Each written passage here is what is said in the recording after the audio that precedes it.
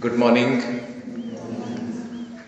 I offer my reverential pranams at the lotus feet of the eternal presence of my Master who is everywhere. Sadhana. From the form to the formless. If you keep following the path that you have followed, it will take you only to where you are already reached. If you want to go to the next step, you will have to take some different steps, isn't it? It's very logical. Ask yourself. You're all very intelligent people and all on the path of that sadhana of understanding. See, understanding is there with everybody. The experience has to come. Because what's the use of this journey? So, what I want to tell you today that is something that I have learnt from people because I interact with so many people on this path. I've been given this role by the consciousness to share what I experience. And I have seen this as a big obstacle with many people, and especially devotees, that they feel that this goal of self realization, of experiencing that one consciousness, while it is a good goal to have, but perhaps it is not achievable. I see that in the acts of so many people. They want to, they want a magical touch or a tap on the head. They want to replace it with money. They want to replace it with service. But they feel that going within is very difficult and not possible. So we are always looking for a shortcut. Remember, I also started on a shortcut. But I started on a shortcut of a message, but not at the cost of not making the effort of realizing, experiencing, and sharing that consciousness. So, a lot of people give up even before starting because they think it's either too tough or they think the master is saying it's nice to hear but not possible. And then I hear many people talk about this and they say, oh, Baba was an avatar. Then we say, okay, Baba chose one student of his, Sri Madhusudan Sai, and he became a realized being. Then they say, oh, but in his case, Baba was with him. It was Baba who actually made it happen, right? What is it that the mind is doing? It is constantly looking for reasons of why we cannot do it. It's trying to get away from this responsibility of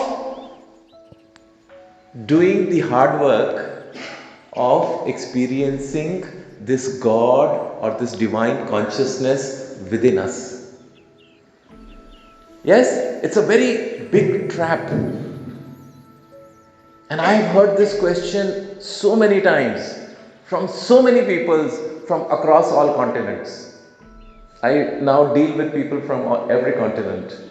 And this is one basic stumbling block. We give up before we start. And so therefore, we are always and constantly looking for shortcuts. Yeah? Swami, please grace us. Swami, please bless us that we will get that, right? And he keeps saying, I can only show you the path. You have to walk the path, right? This is one journey. This is one sadhana which cannot be outsourced. We live in the world of outsourcing. India is the outsourcing capital of the world. We make a lot of FDI, we make a lot of money by outsourcing. We're experts. But unfortunately, we may be able to outsource everything, but we can't outsource our sadhana. Even if Bhagwan wants to do it for us, Bhagwan simply cannot do our sadhana for ourselves, right? We'll have to do it ourselves. So better you start now. He used to say, start early, drive slowly, reach safely. So, but you can drive fast also on this path. It's okay. We can reach there even faster. Remember the lover's route, shortcut. It's a super highway. So please, if you're starting on this journey, then take this stumbling block out and know that this is the only reason why we have taken birth. And this is the only reason why we keep coming back again and again. Punarapi jananam, punarapi maranam, punarapi janani jatare shayanam. Iham samsare bahutustare kripaya pare pahi murare. I don't have to explain the meaning to you because, as I said, all of you know everything. But are we taking the steps to say, yes, I believe in my master, I believe in the Vedas, I believe in the Upanishads, and I believe in myself. Because that's where we start to become shaky. We believe in the master. Swami, what you're saying is perfect. Upanishads cannot lie. Sanatana Dharma cannot lie. But then what do? Where do we falter? We falter on, we don't believe in ourselves. I am immortal. I am a mere silly being. And how can I become God? And then the chant of Aham Brahma, Sarvam Brahma is just mechanical. Master says, I have given you a mantra, Aham Brahma, Sarvam Brahma. What do? We keep chanting, Aham Brahma, Sarvam Brahma, Aham Brahma, Sarvam Brahma, right? And it becomes of no use. Because we don't believe in it. What's the use? To my mind, I had to only tell myself that I am God. After that, I never had to remind myself because I believed it. So just don't believe in the words of your master. Believe in yourself and believe in the message of the master. If you do, then actually everything else then starts to happen. You're on there are two types of cars. One are manual transmission and the other are automatic. So what does an automatic car do? You don't have to change gears. Manual car you have to do first gear, second gear, third gear, fourth, fifth, sixth, right? You have to change your own gears.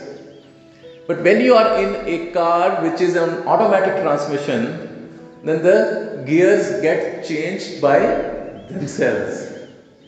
So if you do these three things, believe in the message, first believe in the master, then believe in his message, and then believe in yourself. And then make sure that the goal of your life, that the reason why you are right now here, not just in the sadhana shivra, but in this institution, in this body, the reason for being here is to realize and experience this one consciousness, this divinity. There cannot be any other goal. Yes, we may be doing our work. Somebody is a principal, somebody is a teacher, somebody is an intern, somebody is a warden, somebody is whatever. That is just the external roles. It is the reason for being here. It is an excuse for being here. But that's not the real reason. Right? Asato ma sadgamaya. Please lead me from the unreal to the real. Unreal is this samsara. And therefore all that we are doing in this samsara. That means all the roles we perform in this samsara is part of that unreal. Because Jagat is a mithya. Yes? But then there is a real for which we are praying to the consciousness. Take us to that real. What is that real? But that is inside of us. But just imagine what happens to us. We get engrossed in the unreal. We're completely trapped. We are like a spider who keeps creating a web and keeps getting caught in his own web. And then we say, Swami, Swami, please help me. Swami, Swami, my sadhana is not happening. Swami, please do this. Swami, please do that. What will he do? When we know everything. See, this audience is a very august audience because they have been collectively blessed by the Master with his presence. And yet, we don't do manana.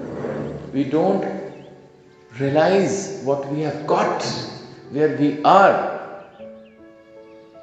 And we want to still live and operate out of the unreal, the outward.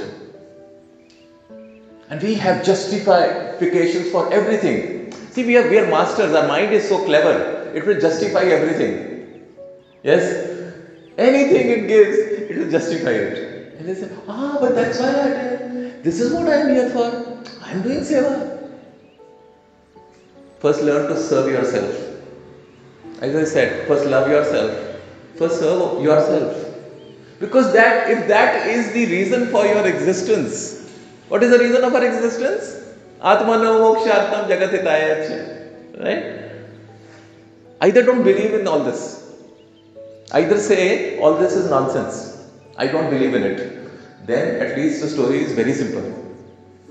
Because I don't believe in it. But to say that I believe in it and do nothing about it. See, if I have to go till there, what do I have to do? I have to take steps towards going there. Right? But if I say I want to go there and I keep moving like this or I keep moving like this, what's going to happen? I am never going to reach there. So that's our dilemma. We are not doing manana. We are very intelligent, but we don't add 2 plus 2 together. We can tell all our students 2 plus 2 is equal to 4. Yes, because we are teachers. But we don't do our internal mathematics. We are here in the presence of great mathematics teachers. But please understand that this is what it is all about.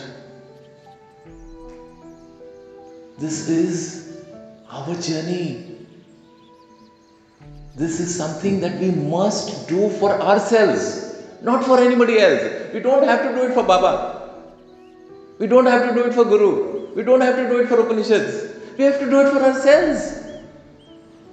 Not for your husband, not for your brother, not for your mother, not for your father, not for your wife, not for your teacher, for yourself.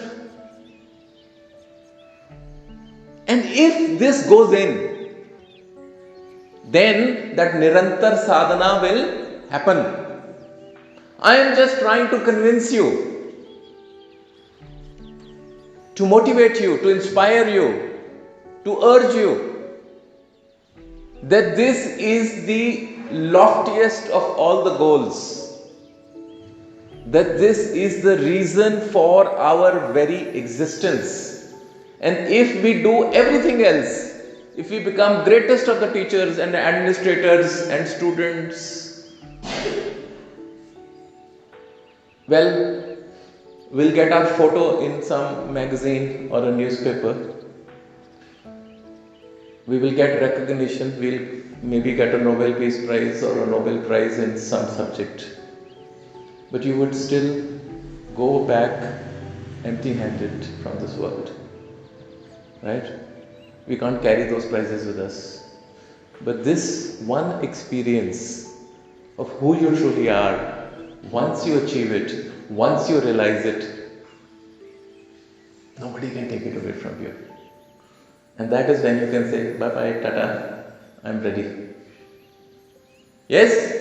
And then, as Baba says, one realized being starts to spread that light to hundreds and thousands and millions. And this is one light that does not dim when you share.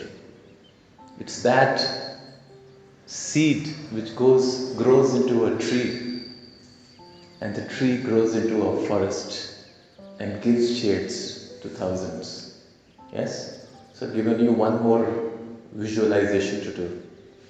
Take the tree to a lamp, and Baba said, in fact, one of his earliest messages, when he declared himself to be an avatar, he said, I have come to light the lamp of love in your heart, so that this lamp grows in its luster and brightness,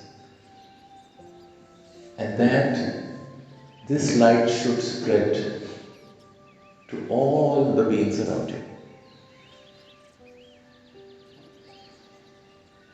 Yes? So far, are you in agreement with what I'm saying? Good. Then that means sadhana is already started. Sadhana is not, as I said, a close your eyes and start chanting. Sadhana is understanding the essence of your being and knowing that a life without that is of absolutely no use. It's like living without getting the nutrition of what life has to offer to us. I think it's the greatest tragedy if we cannot taste this fruit which gives you this ananda, this joy. This Vedas call it the nectar of immortality. I encourage all of you today that if you take it upon yourselves and if you give it this importance, that right now at this moment is the most important moment of your life. Because if you do take this decision at this moment that I am going to do all it takes to experience this joy inside of me, then you can imagine your whole life is going to shift in this instant. Yeah? Because this is what we have been waiting for. We are waiting for this one invitation from consciousness which we can accept. You see, we go to parties. We get invited to parties. And there we go always when we are invited. We never go to a party uninvited. Even to any session. I have come here because I was invited. So on behalf of consciousness, on behalf of Baba, I am making this invitation to all of you today, extending this invitation for you to accept that this is the most enjoyable and worthwhile party to attend. The party of self-realization. The party of enjoying the company of your own true self. There cannot be anything better, sweeter and fragrant than this. And what happens? What happens on this path? As we start to walk this path of the message of the Master,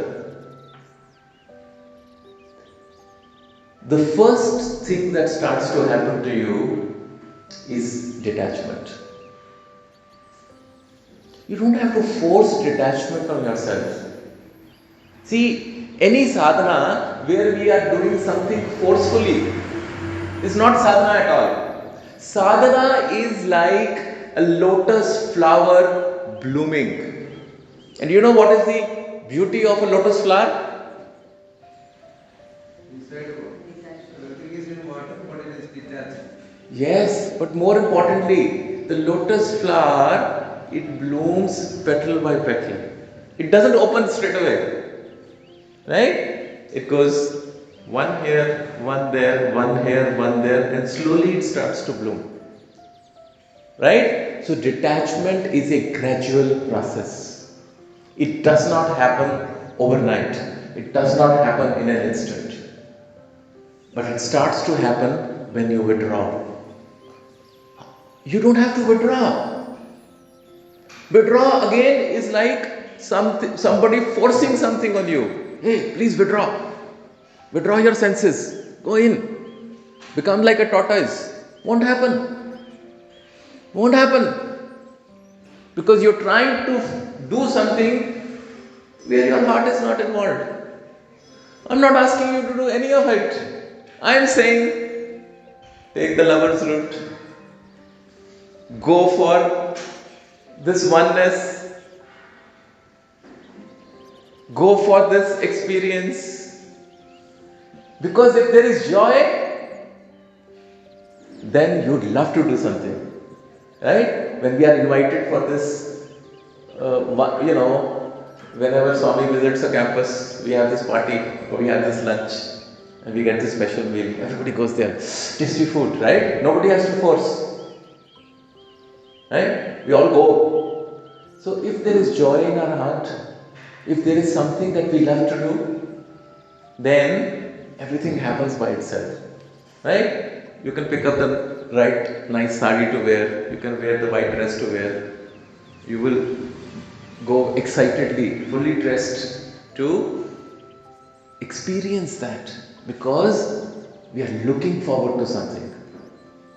When you look forward to something, and when you want to experience this union, this oneness, then you want to do it. Automatically, when you start to go within, because of the joy that you want to seek, everything else starts to become meaningless, insipid, unattractive, and they start to fall by themselves. Exactly what happens in the season of autumn. In autumn, everything starts to fall, and between autumn and spring, when everything comes out, there is winters, right? Winters is when it starts to percolate inside, but we must shed. Does the nature have to tell all the trees, hey, autumn is coming, start shedding the leaves? No, they shed themselves because they know the time is coming. And they are not unhappy or sad when they have to shed their leaves, because they know spring is a few months away. Right? So, what is this spring that we are looking forward to? Experiencing this one consciousness. That's the spring. Looking forward to this spring, joyously waiting for it to happen, is when the leaves of attachment will start to fall by themselves. Yeah? Do you understand? It has to be a natural process. Like the ripening of the fruit has to happen on the branch of the tree, and not pluck it up and then put it in some chemicals and try and make it ripen. No. Therefore, it's a gradual process.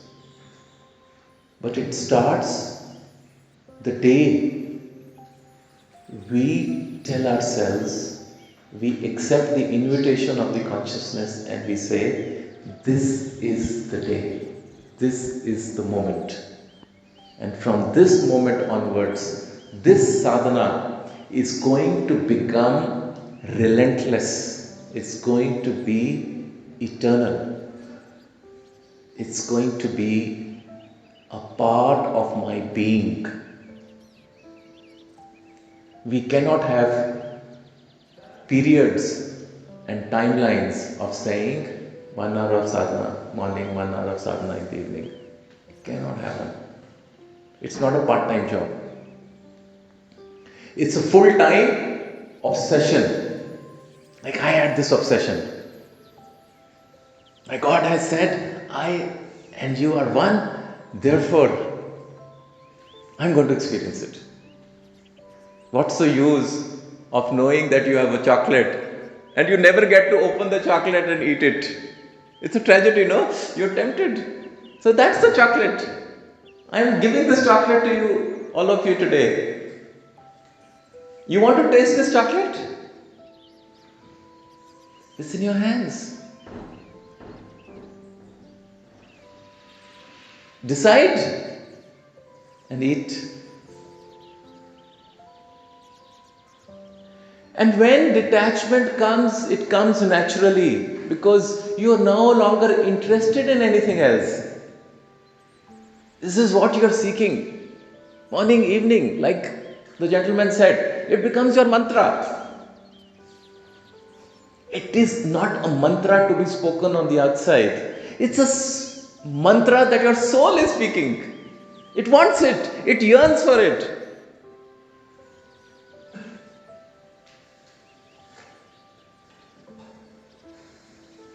And when that yearning starts, it's the yearning of a lover to be with a loved one. I cannot bear this separation, O Lord. And when this yearning starts, I tell you, you have to do nothing else. I'm giving you the simplest and the surest path. I just followed this journey. Because then your loved one takes over. And if you believe in the loved one, if you call him Swami,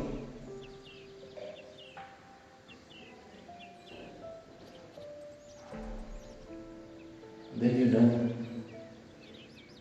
it's going to take over.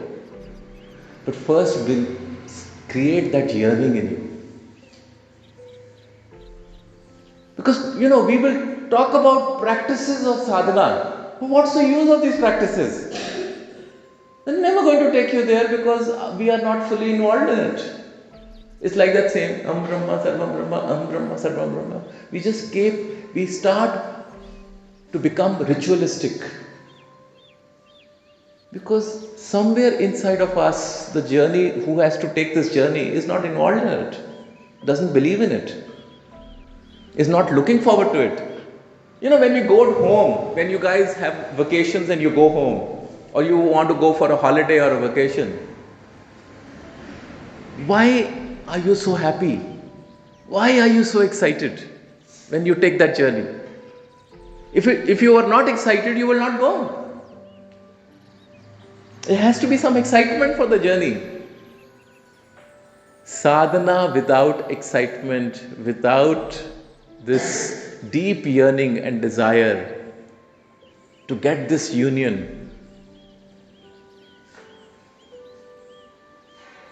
And then what happens is,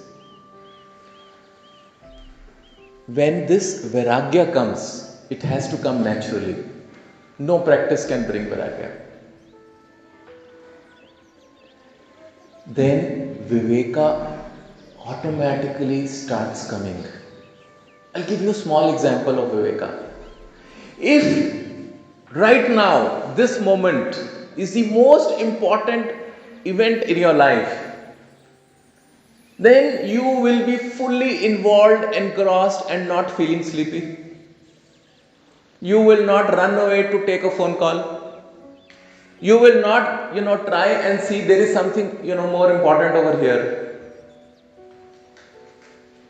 I'm giving these examples because this is what happens to our life. We go into sleep mode. We go into over communication mode. We run away into distractions. We cannot have this viveka, this discrimination to realize what is real and what is unreal. The unreal can wait for a minute. But there cannot be any delay in walking the path for which we have taken birth. Look how we prioritize. And then the Viveka comes, how both can happen together. Right? We must fix this inner mechanics, this inner engineering first before we start operating in the external world. Why do we go to a hospital? Why do we go to a hospital?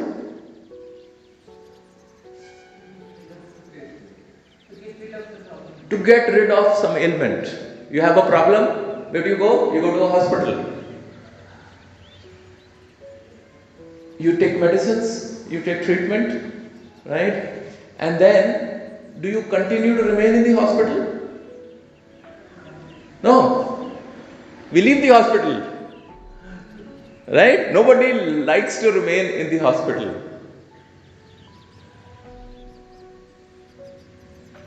Do you see what I'm trying to say? We are all admitted in the hospital of the unreal. We're continuing to take medicines and treatment for that, not for a minute realizing that we are stuck in this hospital. We're loving this hospital. We're not understood that we need to get out of this hospital and be in this, the reality of the self. And as I said, it's not far away, it's not difficult. It is, the reason we are here is because it's completely achievable. And sadhana will happen by itself. The day we are convinced, vairagya and viveka will automatically come the day you are convinced. And the day you feel that this separation between the lover, which is you, and the loved one, which is also you, but that is inside of you. Yeah? They have to come together in this beautiful dance of oneness.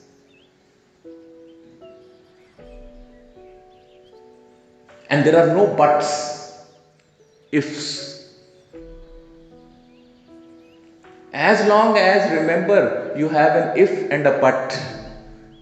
If you have justifications, reasonings, explanation, these are all excuses. And mind revels in excuses.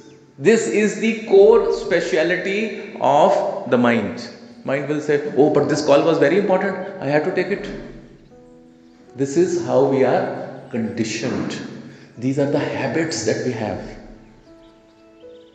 We have to check, as I said yesterday, one thing you did not speak about.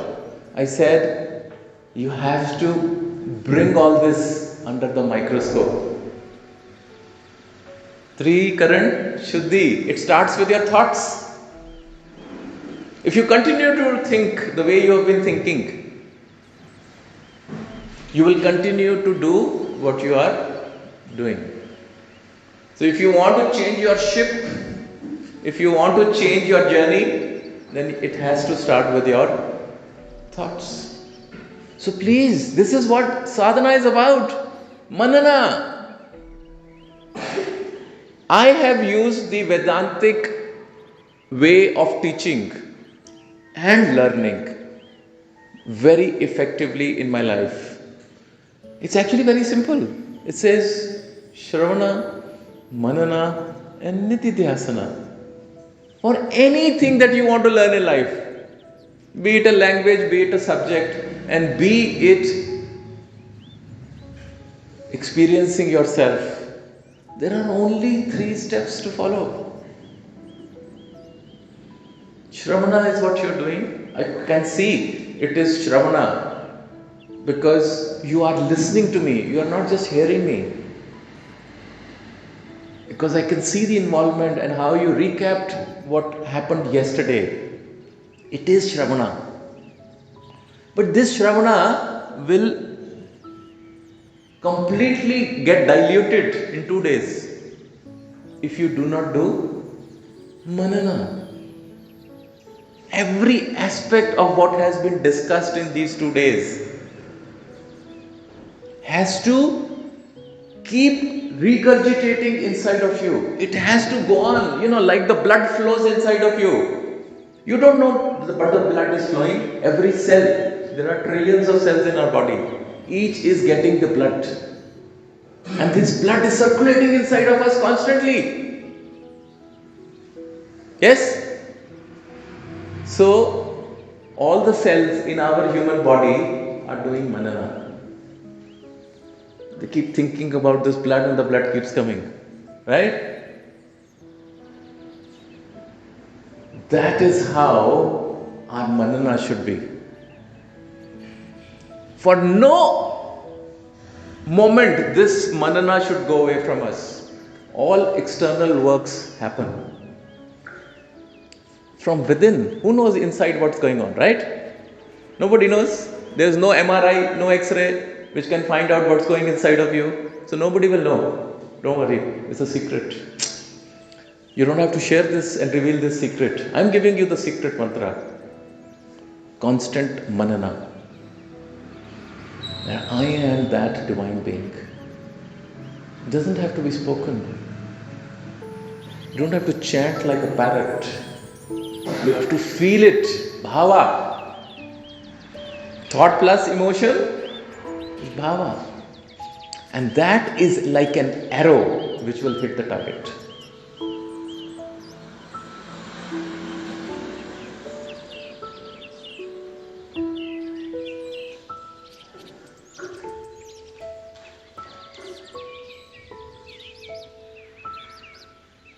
So has my arrow hit the target? Yes, everybody? Yeah? Come on, why are you shy? Almost. Okay.